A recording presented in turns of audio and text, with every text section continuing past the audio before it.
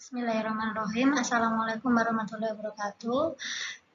Teman-teman, hari ini kita akan mempelajari mengenai teori evolusi. Namun sebelumnya kita berdoa dulu dengan membaca basmalah bersama-sama. Bismillahirrahmanirrahim. Nah, pokok bahasan yang akan kita bahas yang pertama mengenai asal mula kehidupan, kemudian yang kedua mengenai pengertian evolusi, kemudian yang ketiga mengenai bukti-bukti adanya evolusi, dan yang keempat adalah teori-teori tentang evolusi. Yang pertama, teori asal mula kehidupan. Jadi peneliti-peneliti terdahulu meneliti tentang sebenarnya asal mula kehidupan itu bagaimana sih sehingga saat ini di bumi itu terjadi suatu kehidupan. Ada diantaranya 4 teori ya, ada special creation, kemudian ada teori abiogenesis, kemudian ada teori kosmosoid, dan ada teori evolusi kimiawi. Kita akan pelajari satu persatu. Yang pertama adalah teori namanya special creation, bahwa semua bentuk kehidupan telah tercipta pada awal keberadaan alam semesta dalam bentuk seperti yang terlihat sekarang. Jadi menurut teori ini, ya awal mula kehidupan ya seperti ini, ya seperti sekarang ini, kayak gitu ya. Jadi bentuknya yang seperti yang kita lihat sekarang ini. Ini kontras ya, teori ini kontras dengan teori yaitu penemuan fosil dalam berbagai bentuk dan ukuran. Kalau misalkan memang asal mula kehidupan adalah seperti sekarang ini, kenapa kok ada fosil atau artefak fosil yang ukuran dan bentuknya berbeda? Jadi ini teori ini kontras ya, atau ada yang nggak setuju dengan teori ini.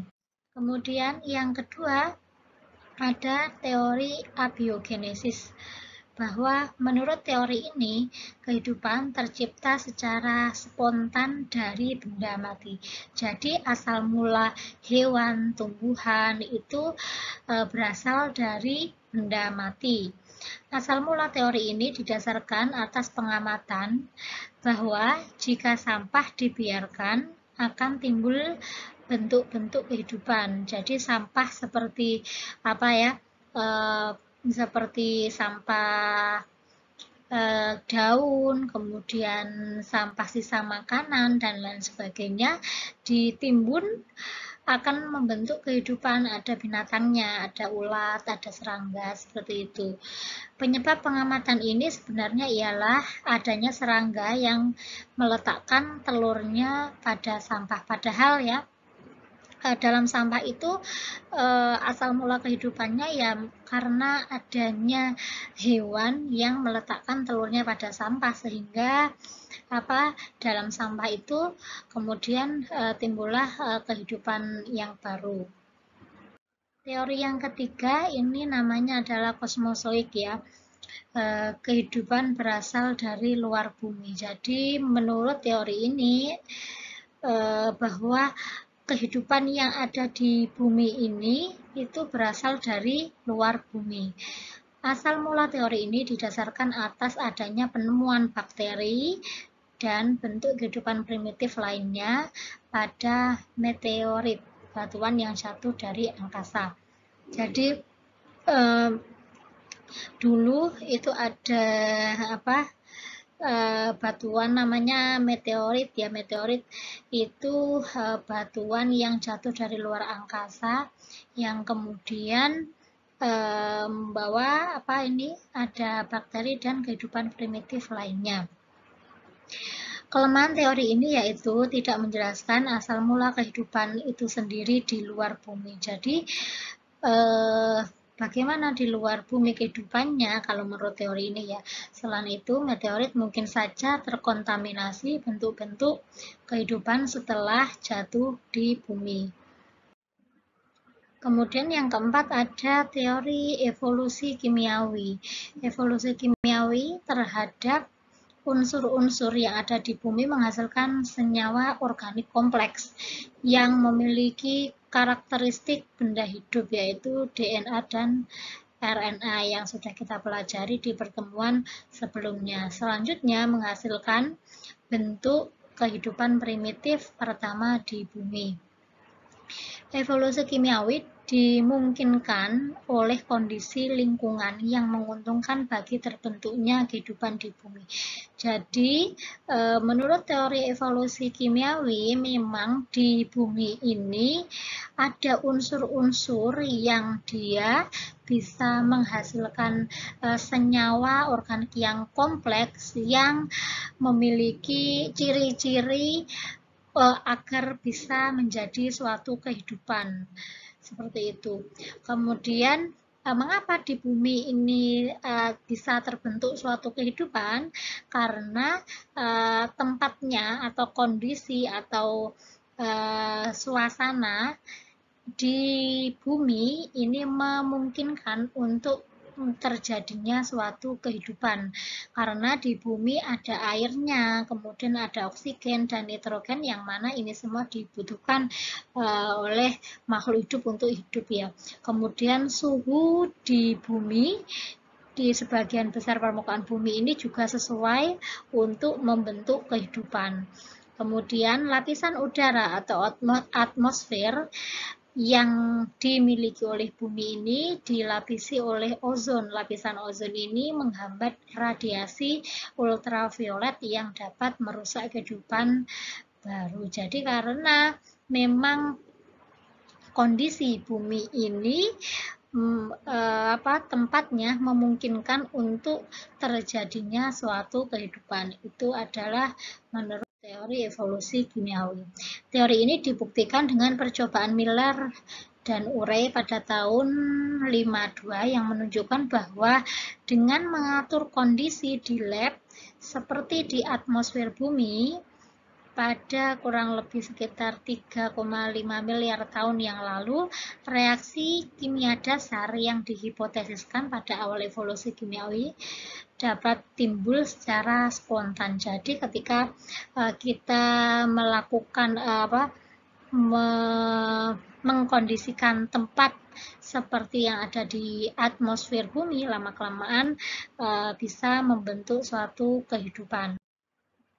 Ini gambar percobaannya ya, model perangkat percobaan Miller dan Urey untuk sintesis molekul organik secara abiotik.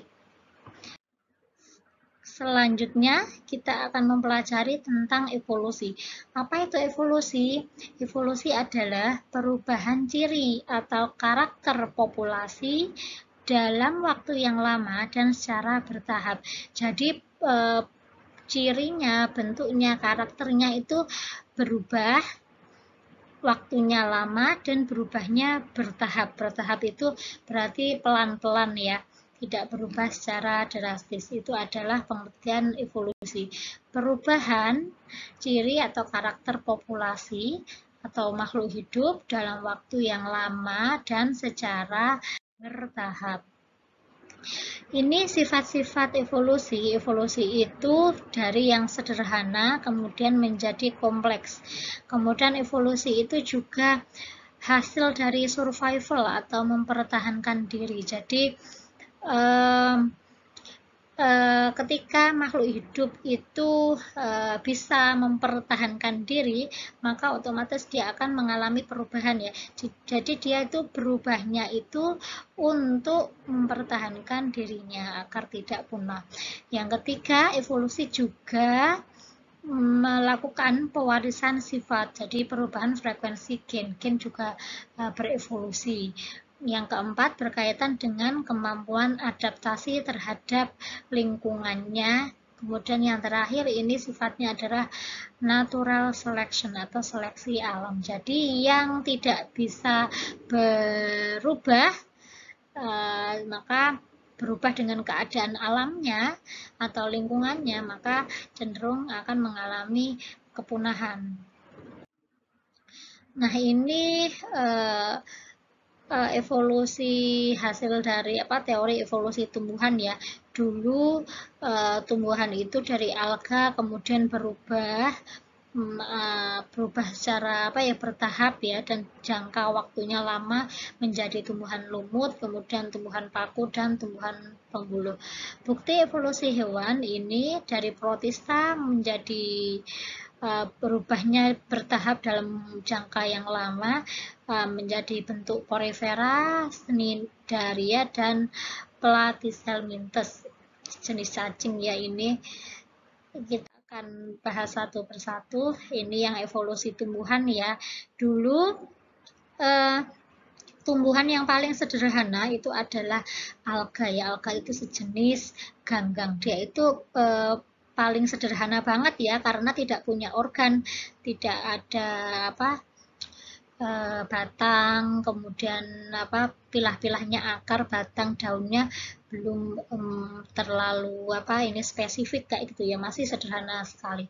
Ganggang itu atau alga ada ganggang merah, hijau, biru yang sekarang ini dikembangkan ya untuk obat-obatan.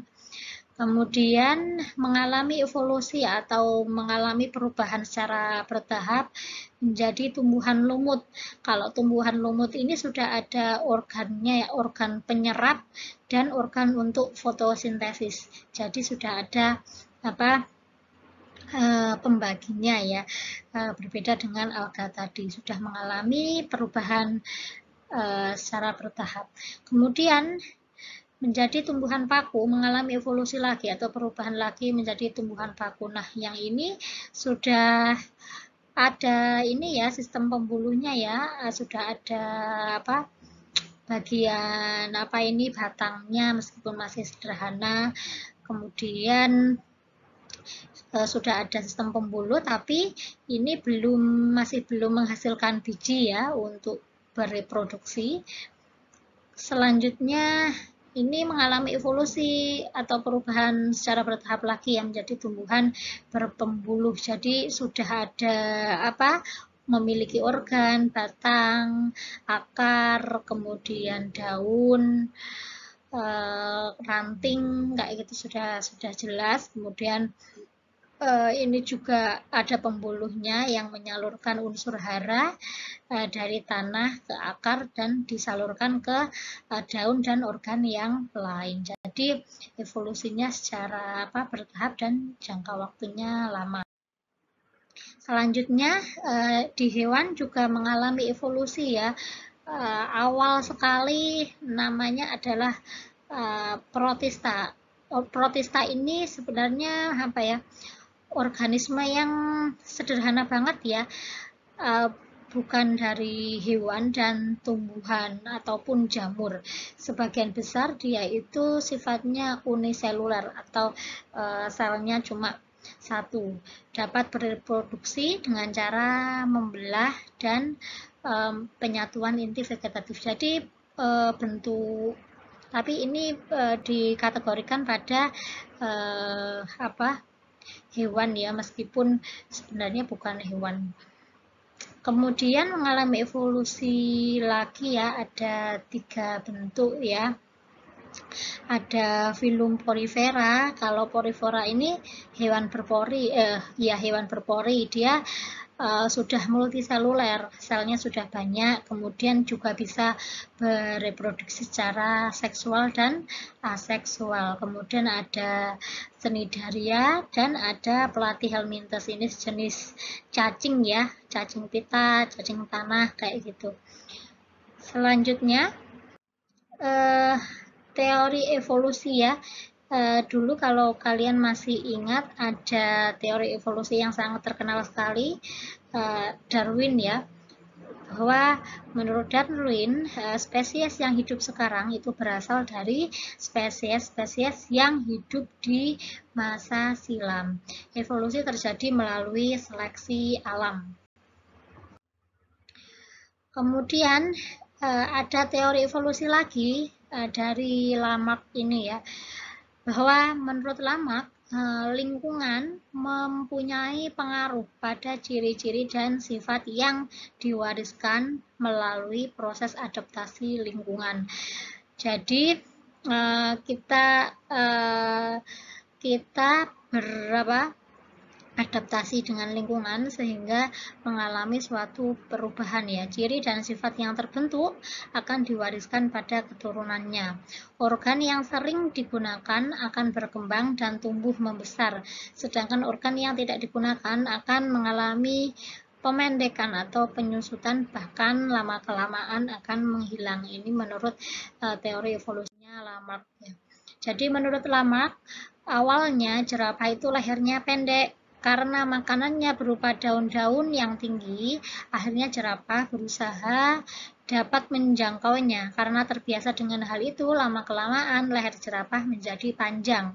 Dan pada generasi berikutnya akan lebih panjang lagi. Jadi awalnya pendek, kemudian karena beradaptasi dengan lingkungannya, makanannya itu adalah daun-daun yang ada di pucuk-pucuk, akhirnya organ berupa leher ini dia mengalami panjang ya, mengalami pertambahan panjang, dan akhirnya jerapah ini menjadi hewan dengan leher panjang, kemudian menurunkan sifat panjang leher panjang ini pada anak-anaknya.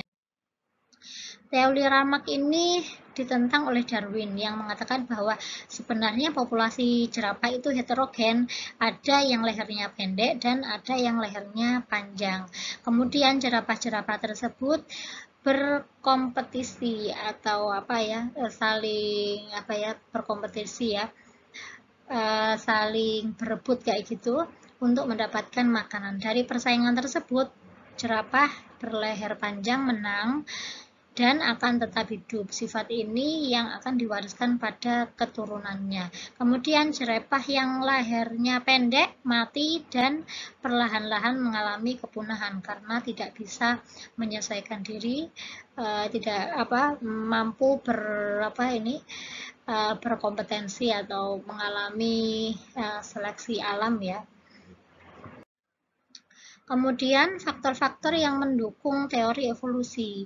Yang pertama adalah seleksi alam. Alam mengadakan seleksi terhadap makhluk hidup yang ada di dalamnya. Hanya makhluk hidup yang dapat beradaptasi, yang mampu bertahan hidup dan berkembang biak. Sedangkan yang tidak mampu beradaptasi akan punah dan gagal dalam melangsungkan kehidupannya. Ya, misalkan tadi yang jerapah tadi ya, makanannya semuanya sudah dimakan oleh jerapah berleher panjang. Akhirnya yang jerapah berleher pendek ini tidak mampu mendapatkan makanan dan akhirnya lama-kelamaan mengalami seleksi alam atau punah. Yang kedua, faktor migrasi ya. Migrasi ini adalah perpindahan spesies-spesies ke tempat yang baru. Perpindahan tersebut menghasilkan pola kehidupan baru yang mendukung terjadinya perubahan pada spesies tersebut. Pada tempat yang baru, generasi yang akan muncul akan berbeda dengan spesies nenek moyang asalnya. Misalkan ya, contohnya misalkan ayam atau misalkan kucing kayak gitu ya, di tempat tersebut di lingkungannya ternyata terjadi gempa bumi atau misalkan terjadi banjir, akhirnya hewan-hewan ini atau spesies ini mengungsi ya atau pindah tempat. Nah, di tempat yang baru itu berbeda dengan tempat yang lama. Tempat yang lama misalkan di hutan kayak gitu, di hutan makanannya misalkan banyak biji-bijian atau misalkan makanannya adalah buah-buahan kayak gitu ya. Ayam makannya buah-buahan kalau di hutan misalkan. Kemudian di tempat yang baru misalkan tempatnya jadinya seperti sawah, akhirnya dia harus menyesuaikan diri, yang dulunya rindang kemudian agak panas, kemudian jenis makanannya berbeda. Dengan lingkungan yang berbeda, otomatis dia juga mengalami perubahan ya, entah fisiknya atau entah karakteristiknya mengalami perbedaan dengan tempat yang dulu, yang lama dulu. Akhirnya muncullah anaknya generasi yang baru tentu berbeda dengan spesies dari nenek moyangnya. Akhirnya ayam-ayam yang sekarang itu makannya sukanya biji-bijian seperti jagung, padi, seperti itu ya. Misalnya seperti itu. Kemudian rekombinasi gen. Rekombinasi gen ini terjadi melalui perkawinan yang menyebabkan perubahan frekuensi gen pada generasi berikutnya. Melalui perkawinan silang akan menghasilkan varietas baru. Varietas baru ini terjadi akibat pembuahan atau penyerbukan dari individu lain sehingga terjadilah kombinasi gen ya, rekombinasi gen. Apabila varietas baru yang terbentuk menempati daerah yang sangat berbeda dan tidak memungkinkan terjadi interhibridasi, dua varietas baru tersebut akan mengalami perubahan-perubahan yang akhirnya akan menjadi dua spesies yang berbeda. Contohnya misalkan perkawinan antara antara kucing Jawa dan kucing Persi kayak gitu ya. Kucing Jawa bulunya pendek-pendek, kemudian bentuknya kecil-kecil, kemudian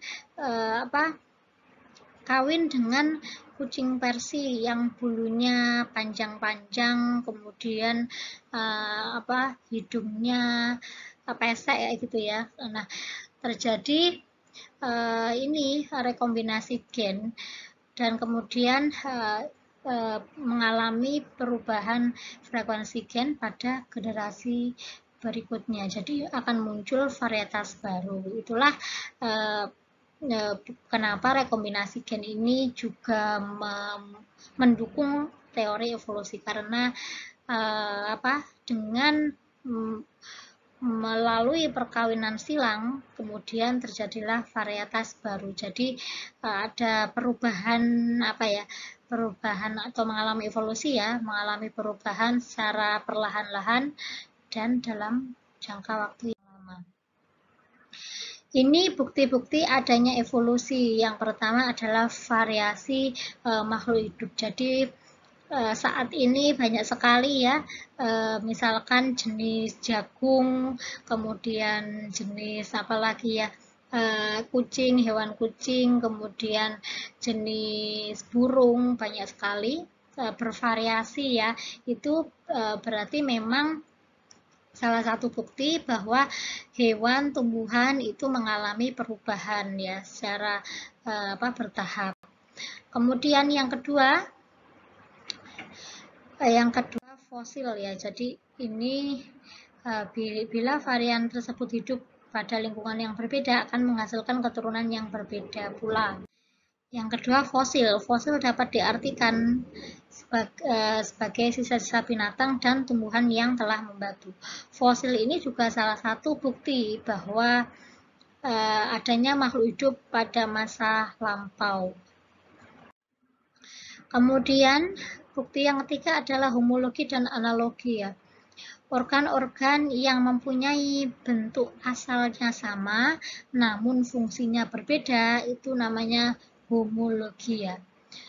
Contohnya kaki depan kuda itu bentuknya sama dengan sayap burung. Bentuknya sama tapi fungsinya berbeda ya. Kemudian kaki depan anjing ini juga homolog dengan sayap burung. Kaki depan kucing homolog dengan sirip dada ikan, bentuknya sama tapi fungsinya berbeda. Kalau bentuknya sama, oh berarti apa dulu nenek moyangnya sama ya, seperti itu. Ini contoh homologi ya. Manusia, kucing, ikan paus, dan kelelawar. Selanjutnya ada analogi. Analogi ini adalah organ tubuh yang menunjukkan fungsinya sama tetapi struktur asalnya berbeda, kebalik dengan homologi tadi ya. Contohnya sayap kelelawar memiliki fungsi yang sama dengan sayap kupu-kupu. Fungsinya yaitu untuk sama-sama terbang. namun ternyata bentuknya sudah berbeda. Yang kedua, contohnya sayap kupu-kupu memiliki fungsi yang sama dengan sayap burung, yaitu sama-sama terbang. Tapi ternyata bentuknya sudah berbeda. Oh, fungsinya sama, apa dulu? Karena nenek moyangnya sama ya, seperti itu. Ini ya contoh analoginya. Kemudian embriologi perbandingan antara hewan vertebrata jenis Pisces, kemudian reptil, amfibi, aves, dan mamalia memiliki kemiripan, yaitu sama-sama mempunyai fase perkembangan embrio yang sama. Ya, seperti apa? Burung, kemudian amfibi itu katak kayak gitu ya, diawali dengan telur dulu, kemudian menjadi morula, blastula, dan gastrula. Kemudian perbandingan fisiologi. Secara fisiologi, dari berbagai organisme dijumpai kemiripan fisiologi yang dapat ditinjau secara kimiawi. Contoh kemiripan fisiologi, tes presipitin untuk serum darah manusia mempunyai reaksi yang mirip jika dibanding dengan serum darah gorila dan simpanse. Jadi serum darahnya manusia, reaksinya itu hampir sama dengan serum darahnya gorila dan simpanse. Ini berdasarkan teorinya evolusi ya. Kemudian tiroid dari sapi ekstrak bisa diinjeksi pada manusia yang defisiensi ekresi tiroid, mengakibatkan metabolisme menjadi normal atau sesuai. Jadi ada kemiripan dalam fisiologinya. Kemudian bukti selanjutnya, petunjuk alat tubuh yang tersisa. Organ-organ vestigial adalah organ-organ sisa akibat penyusutan. Jadi organ juga mengalami penyusutan atau mereduksi ya, sehingga tidak berfungsi lagi. Tetapi memiliki kesamaan dengan organ serupa yang tidak mereduksi dan masih berfungsi.